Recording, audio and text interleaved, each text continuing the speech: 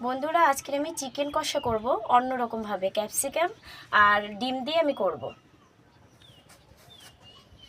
1 চামচ রসুন বাটা দিলাম, 1 চামচ আদা বাটা দিলাম, 1 চামচ লঙ্কার গুঁড়ো দিলাম, 1 চামচ হলুদ গুঁড়ো দিলাম, 1 চামচ টক দই দিলাম। এবার আমি একটা ডিম ফাটিয়ে চিকেনের ভিতরে দেব।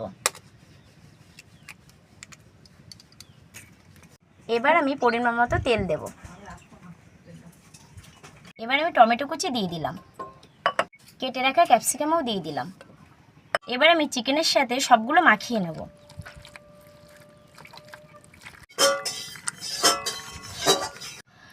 আমার চিকেন মাখাটা হয়ে গেছে। এবার আমি আধা ঘন্টা ফ্রিজে ম্যারিনেট করে রেখে দেব।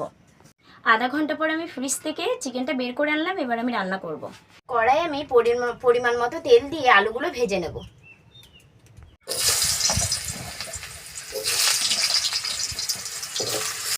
চিকেনের আলুগুলো লাল লাল করে ভাজা হয়ে গেছে। এবার আমি আলুগুলো তুলে নেব।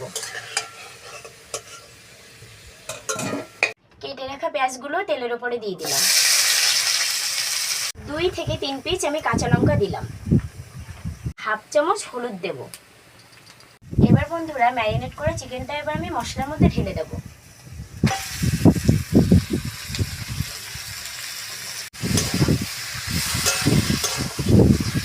স্বাদ মতো লবণ দিয়ে দিলাম।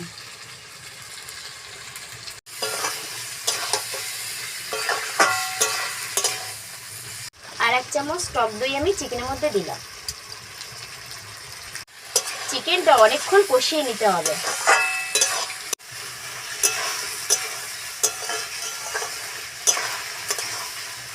হাফ চামচ কাশ্মীরি লঙ্কা দিলাম।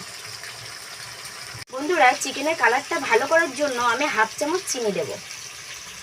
বন্ধুরা, চিকেন কষানো হয়ে গেছে। এবার আমি আলুগুলো চিকেনের মধ্যে ঢেলে দেব।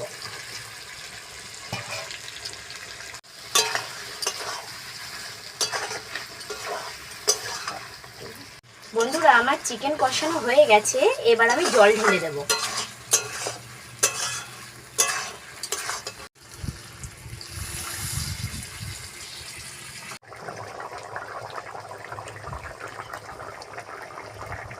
এবার আমি দেখব মাংস আর আলু সিদ্ধ হয়ে গেছে কিনা।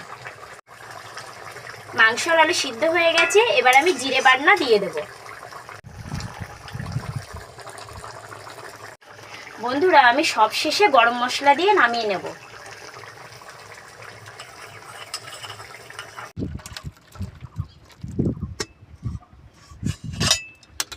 অন্যরকম স্বাদের ডিম আর ক্যাপসিকাম দিয়ে চিকেন কষা রেডি।